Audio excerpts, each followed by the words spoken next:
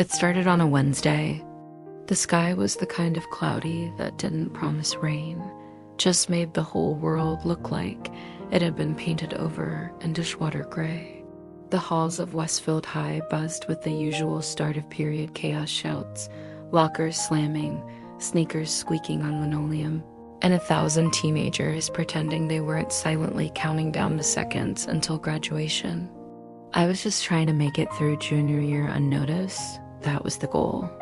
Not because I was antisocial or anything, but because when you were someone like me, quiet, average, invisible, it was easier to just coast. Teachers liked me enough. My GPA was decent. I had 1 or 2 people I could sit with at lunch and not feel entirely like a ghost. I kept my head down, my earbuds in, and my journal zipped up tight in the front pocket of my bag.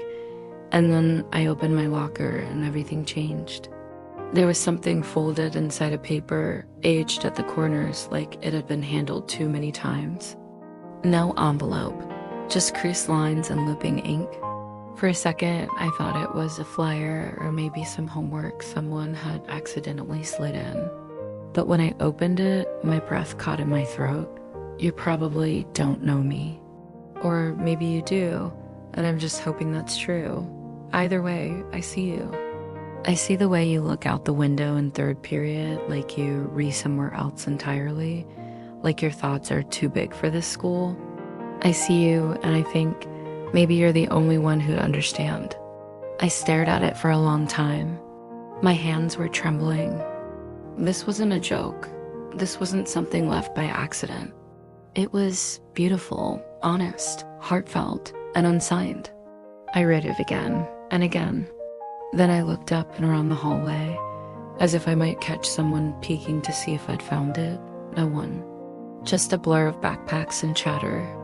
I folded the letter carefully and tucked it into the front of my binder, heart hammering.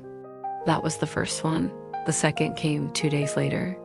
This time it was shorter, written in the same careful cursive. No name. Just more of those strange, tender confessions. You smiled today, just for a second, in the library. I almost smiled back, but then I remembered I'm not supposed to. Not yet. I'm still working on the courage. But seeing you smile, that gave me more of it than you'll ever know.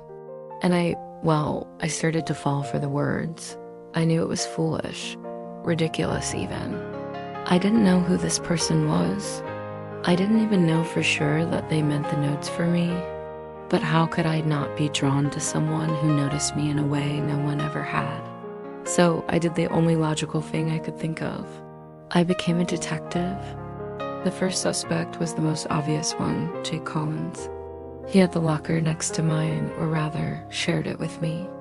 Apparently, the school had messed up the locker assignments at the beginning of the semester, and instead of fixing the duplication, they told both of us to just work it out. Classic Westfield High administration. Jake was the golden retriever of the senior class.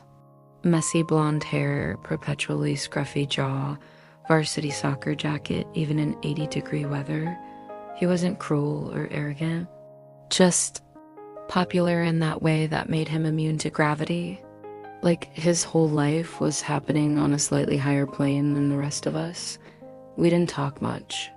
Occasionally, we'd exchange awkward smiles as we navigated around each other, grabbing our stuff. Sometimes we'd both reach for the locker combo at the same time and laugh about it. But that was it. Still, the letters were in our locker. That had to mean something. On Monday morning, I arrived earlier than usual and lingered by the door, pretending to scroll on my phone as I watched him approach. He didn't see me. Or if he did, he didn't let on. He turned the dial like he'd done it 1,000 times, reached inside, pulled out his binder, and there it was. A third letter.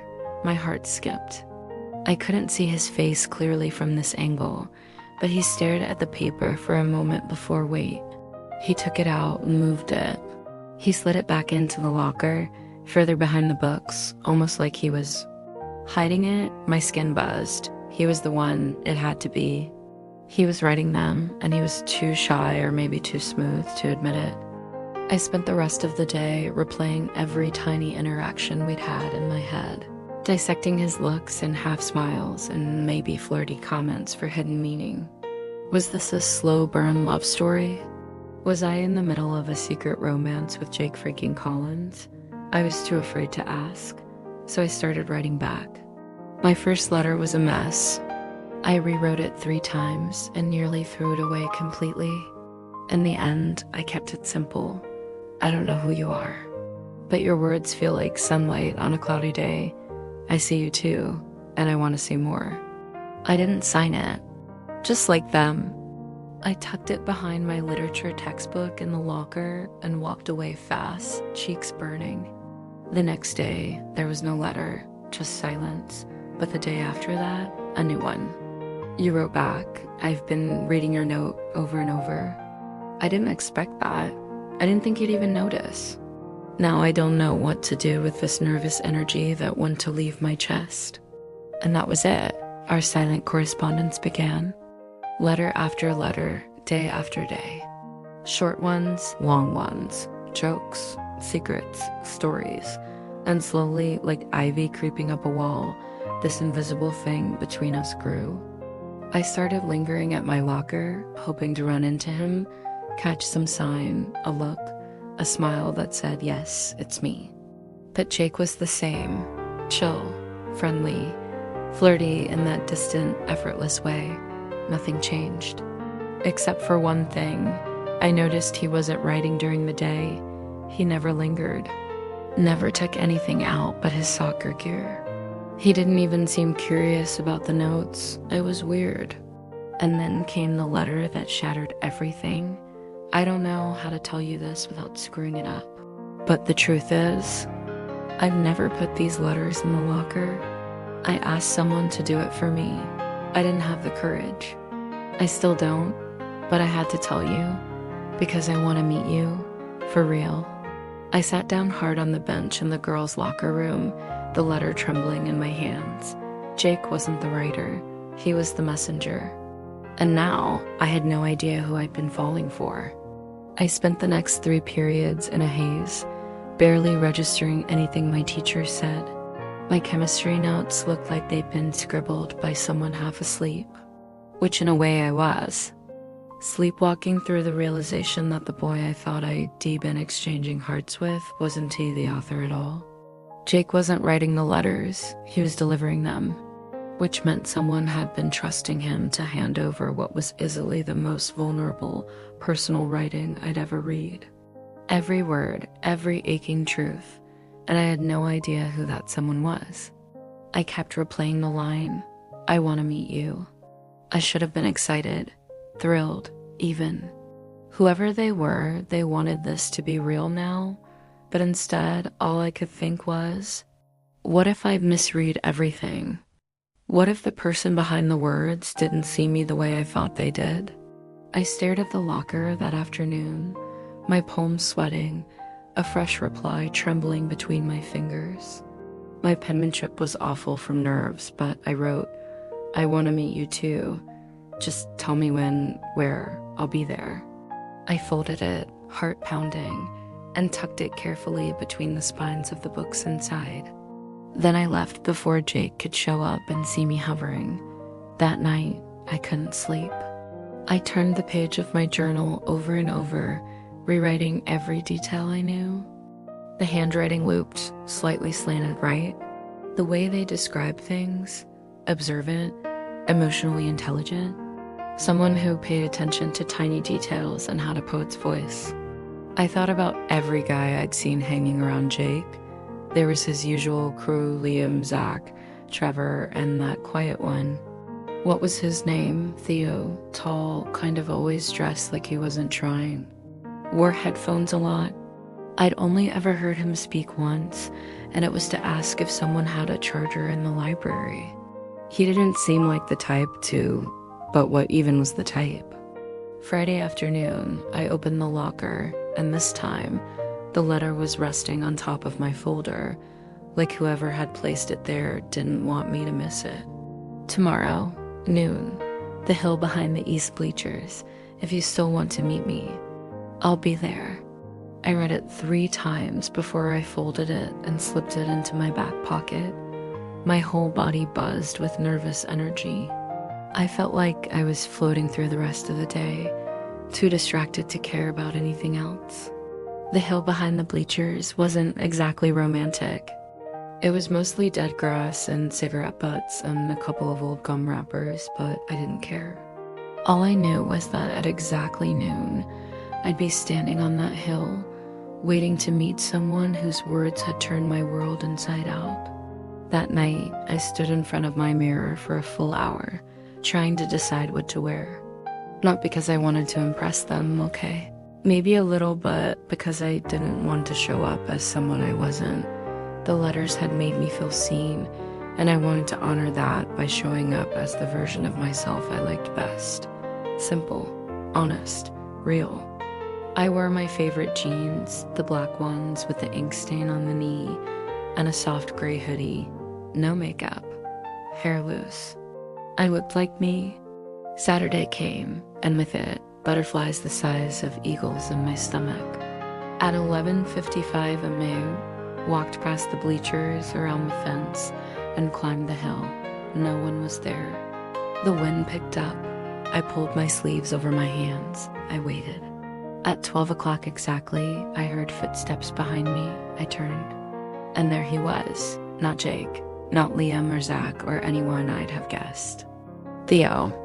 Headphones slung around his neck, hair a mess of soft curls, eyes wide like he was waiting for me to laugh or turn around or run away. "Hi," he said, voice quieter than I remembered. "It's me," my breath caught. "I didn't think you'd actually come," he added, stuffing his hands in his jacket pockets. I blinked at him. "You're the one who's been writing the letters?" He nodded, then hesitated. "Well, writing them, yeah, but Jake's been, putting them in the locker." I just stared. It all made sense now. The quiet insight. The emotional honesty. Theo had always been on the edge of everything, watching, listening. I just never noticed how much. "Why didn't you just talk to me?" I asked. He gave a helpless shrug. "Because when I'm writing, I sound like the version of myself I wish I could be. But when I talk, I get stuck. The words don't come out right." I exhaled slowly, heart still hammering. "They came out right in the letters." He smiled, tentative and shy. Yeah. Silence stretched between us, but it wasn't uncomfortable. It was soft. Like maybe we both needed the space to breathe through the moment. "I really meant what I wrote," he said. "All of it. Even the dumb parts. They weren't dumb," I said quietly. "They were the most honest things anyone's ever said to me." Theo looked like he wanted to say something more, then chickened out. So I took a step forward, closed the gap. And I did something I never thought I'd have the courage to do. I reached for his hand. He looked down at our fingers, then up at me. "I don't know what happens next," he said. I smiled. "That's okay. We'll write it." Theo's fingers tightened around mine like he was afraid to let go, but also afraid to hold on too tightly. The hill behind the east bleachers felt suddenly like the most important place on earth. Every scrap of dead grass, every discarded gum wrapper, every faint smell of fresh-cut lawn now tied to this moment. "I guess I should tell you why I asked Jake to deliver the letters," Theo said, his voice barely above a whisper, like the words might shatter if he said them too loud. I nodded, suddenly desperate to know everything. "He's my best friend," Theo continued. "I've known him since elementary school. We don't talk much about feelings or stuff like this, but I told him I was writing you, and he said he'd help. That's why he never actually read the letters or wanted to get involved. It was like he was just the mailman." The idea made me smile. It felt strange, like a secret inside joke I'd been missing all along. "But why me?" I asked. "Why write to me in the first place?" Theo shrugged, his cheeks reddening. "Because I saw you. Not just in class or in the hallways, but you know, the way you sit quietly, like you're thinking about something bigger than school, bigger than all this." I figured maybe you'd understand what it's like to feel invisible sometimes. I swallowed hard. I do. We both laughed softly, and suddenly the wall of silence I'd been hiding behind began to crumble. So, what happens now? I asked, my heart racing. Theo looked down at our entwined hands, then back at my face. I don't know, but I want to find out. We stayed there a while longer, talking about everything and nothing, the stupid things, the hard things, the things no one ever says out loud. I learned that Theo wrote poetry in secret, that he loved old black and white movies, and that he was terrified of swimming. He was the exact opposite of what I'd expected, and exactly what I needed. When the sun dipped low and the shadows stretched long, we finally stood up, still holding hands, promising to meet again the next day. For the first time in a long time, I felt seen. And maybe, just maybe, I'd found someone who could see me too. Over the next few days, our secret meetings on the hill became a rhythm, a quiet heartbeat amid the chaos of school and everything else. We'd share stories and awkward silences, dreams and fears, sometimes laughing until our sides hurt, sometimes sitting close enough to hear each other's breath. Theo wasn't the loud, flashy kind of guy who turned heads or commanded attention. But there was a quiet strength in him, the kind that felt like a steady anchor when everything else felt like it was spinning out of control. One afternoon, we sat side by side, watching the sun dip behind the trees. I traced patterns on my jeans with my fingertips, feeling braver than I ever had before. "Why did you write those letters?" I asked, voice soft. Theo hesitated, then shrugged. Because I didn't know how else to say it. Saying "I like you" face to face sounded impossible. Writing "let me be honest" without feeling exposed. I smiled. It was the best kind of honesty. He looked at me, eyes wide, searching. "Do you think maybe we could try this?"